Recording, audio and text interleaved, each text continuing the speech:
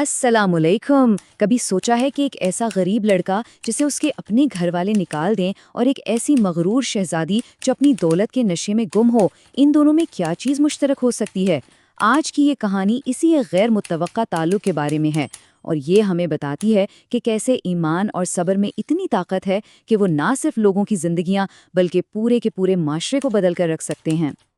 तो सवाल ये उठता है कि क्या वाकई सब्र और ईमान हर मुश्किल पर काबू पाने की ताकत रखते हैं? ये कहानी न सिर्फ इस सवाल का जवाब देती है बल्कि ये भी दिखाती है कि हमारी अंदरूनी मजबूती बाहर के हालात पर कैसे गालिब आ सकती है। आइए इस सफर को शुरू करते हैं। तो कहानी शुरू होती है हमारे पहले किरदार ज़ैद से।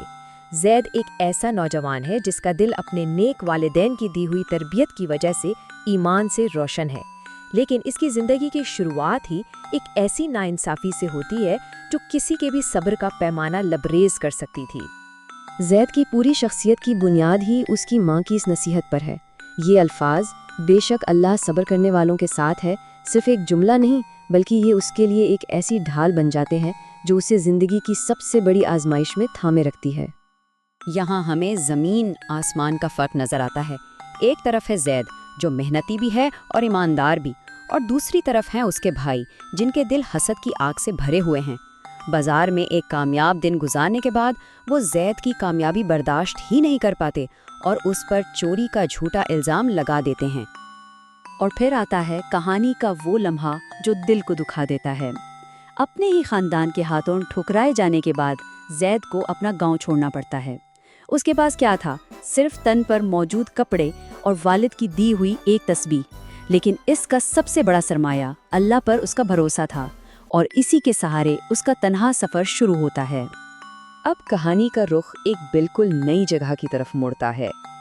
ज़ैद चलते चलते एक ऐसे बड़े शहर में पहुंचता है जो उसके छोटे से गांव से बिल्कुल मुख्तलिफ है, और इसी शहर पर हुकूमत है एक खूबसूरत लेकिन बेहद मगरूर शहजादी आमना की, जिसकी दुनिया ज़ैद की दुनिया से बिल्कुल अलग थी। शहजादी आमना, बस यूं समझ लें कि वो गुरूर की एक चलती फिरती तस्वीर थी तो वो एक इंसाफ पसंद बादशाह की बेटी, लेकिन अपनी वालदा और इमाम हाफिज सईद की नसीहतों पर कभी कान नहीं धरती थी। इसके लिए उसकी दौलत, उसका रुतबा ही सब कुछ था और उसका दिल तकब्बुर से भरा हुआ था। कहानी का सबसे अहम मोड़ तब आता है जब बाजार में इन दो अलग अलग दुनियाओं का टकराव होता है। ज़ैद अपने उस्ताद रहीम साहब के बनाए हुए मिट्टी के बर्तन बेच रहा होता है। शहजादी आमना वहां से गुजरती है और एक खूबसूरत जग को हिकारत से देखकर उसे बेकार कह देती है। जब ज़ैद उसकी खूबसूरती का दिफा करता है तो आमना का गुरूर भड़क उठता है और वो कहती है, तुम एक गरीब मजदूर, तुम मुझे सिखाओगे?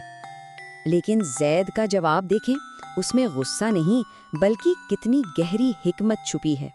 आमना के तकब्बुर के जवाब में वो गुस्सा नहीं करता बल्कि बड़े एहतराम और दानाई से जवाब देता है, और उसका यही जवाब आमना के दिल में शक का एक ऐसा बीज बो देता है जो आगे चलकर उसकी पूरी जिंदगी बदलने वाला था। ज़ैद के अल्फाज आमना के जहन में गूंजते रहते हैं, लेकिन इससे पहले कि वो उन पर ठीक से गौर कर पाती, पूरे शहर पर एक बहुत बड़ी आजमाइश आन पड़ती है। एक ऐसी आजमाइश जिसने सबके सब्र और ईमान का इम्तिहान लेना था। अचानक शहर पर एक शदीद कहत साली की आफत टूट पड़ती है। वो दरिया जो जिंदगी की अलामत था वो सूख जाता है, खेत बंजर हो जाते हैं और शाही महल से लेकर गरीब की झोंपड़ी तक हर तरफ खौफ और मायूसी फैल जाती है।